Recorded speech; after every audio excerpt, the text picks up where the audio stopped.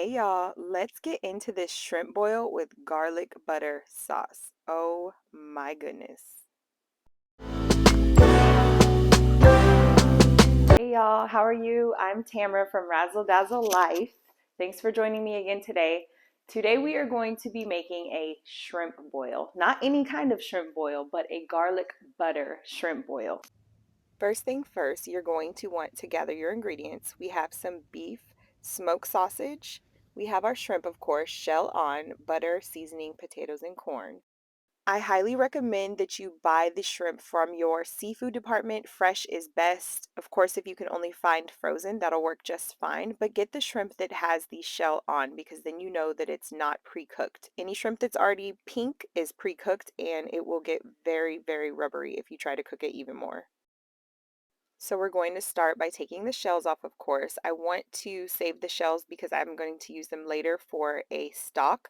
It's packed full of flavor. So start at the bottom of your shrimp and just peel the shell off like so. And then kind of pinch the tip so that you can get the tail off. Next, we're going to cut our smoked sausage. I'm kind of cutting it at an angle here. You definitely just want to get like 1/2 inch cuts on your smoked sausage, okay? I'm cutting at an angle here just for aesthetics. You can definitely cut straight down as long as you're getting 1/2 inch slices. Once you get your shrimp and sausage prepped, go ahead and start on your baby potatoes and your corn. Just get them into some boiling water. We are going to boil these until the potatoes are fork tender, like so. We boiled them for about 10 minutes or so. They're tiny potatoes, so it doesn't take too long. Once the potatoes are fork tender, go ahead and add in your sausage. And just stir it around a bit so that you can get the sausage in the water. We're going to keep it at a boil for about another 10 minutes or so. While that's boiling back there, we're going to go ahead and start on this garlic butter sauce. So we have some fresh garlic cloves here. If you can use fresh garlic, I highly recommend it. It just tastes 10 times better. Of course, you can get the pre-diced garlic if that's easier for you, but fresh is best. So you saw me just smash the garlic down. This is because we are trying to get the peel off of the garlic cloves. When you smash it down, it kind of loosens it up a little bit. It makes it easier to peel off like so. And we're just going to keep repeating this process until we get all of the peels off of the garlic cloves. It is a little bit more of a tedious task, but like I said, fresh garlic always tastes 10 times better. So it's definitely worth the effort. I'm going to speed this up because, peeling garlic is not the funnest thing to watch, but it's necessary. Once you get all of your garlic cloves peeled, you're going to go ahead and start slicing it so that you can get a fine dice on them. Try to work on a flat surface if you can. It's just so much easier. So dice it into strips and then down the middle, and then you're going to just dice it up like so. A fine dice on the garlic is much better for this sauce. It just brings out a better flavor, and you don't want huge chunks of garlic in your garlic butter sauce. So try to dice it up as fine as possible like I'm doing here, and we're just going to continue the process until we get them into tiny, tiny pieces.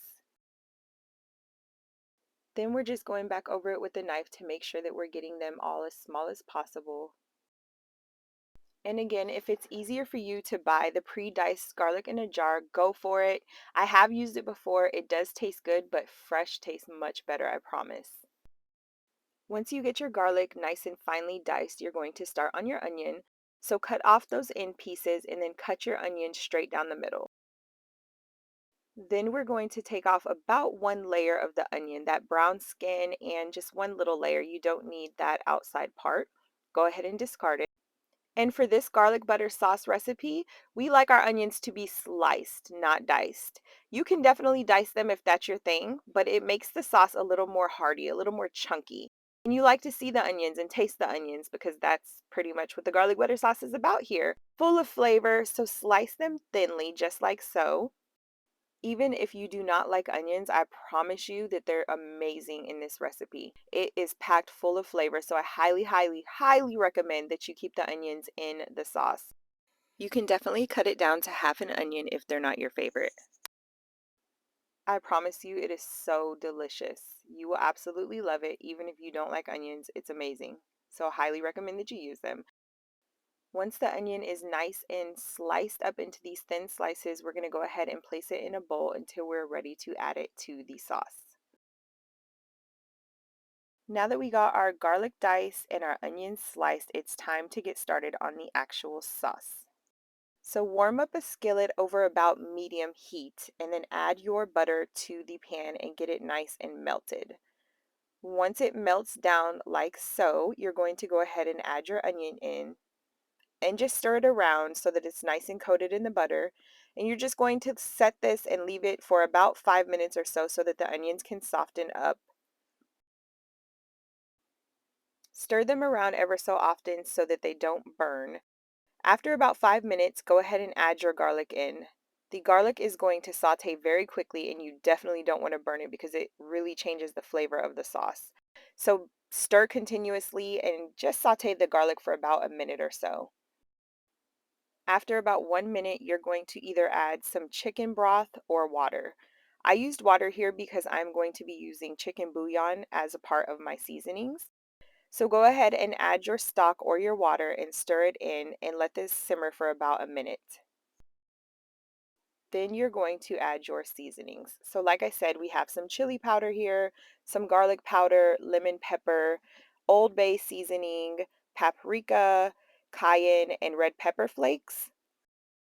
So it is a little bit on the spicy side. If spice is not your thing, cut back on the cayenne and the red pepper flakes. And I know I mentioned the seasonings kind of fast and skimmed over it, but just note that the full recipe link is in the description just for you.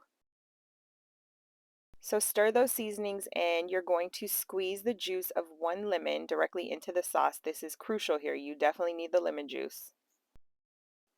Once you get that lemon squeezed in, you're going to stir it around and let this sauce simmer for a good 10 minutes or so.